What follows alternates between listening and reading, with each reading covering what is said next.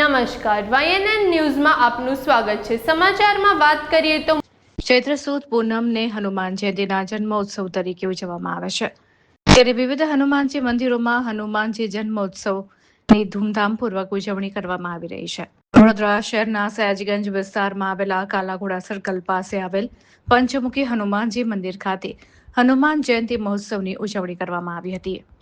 આ ખાસ પવિત્ર દિવસની મોટી સંખ્યામાં ભાવિક ભક્તો દર્શનાર્થે ઉમટી પડ્યા હતા। રિપોર્ટર રાહુલ રાજપૂત, વડોદરા।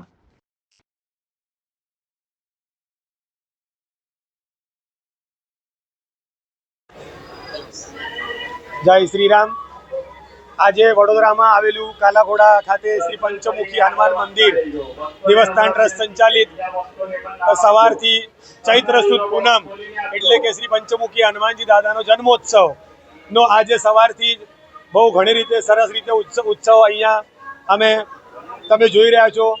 સવારથી જ ઘણા બધા ભક્તોની અહીંયા ભીડ છે અને આજે સવારે દાદાની મહાપૂજા, સવારે ભગવાનનો 6:30 વાગે જન્મ થયો, તે બાદ આજે સાંજે 7 વાગે હનુમાન ચાલીસાનો પાઠ મૂકવામાં આવેલો છે। રાત્રે 9 વાગે પ્રિતેશ પટેલનું સુંદરકાંડ મૂકવામાં આવેલું છે। તો વડોદરાના બધા હનુમાન ભક્તોને મારી નમ્ર વિનંતી છે કે આજે આ સરસ આવા ઉત્સવમાં દાદાના દર્શન કરવા માટે ખાસ પધારવું।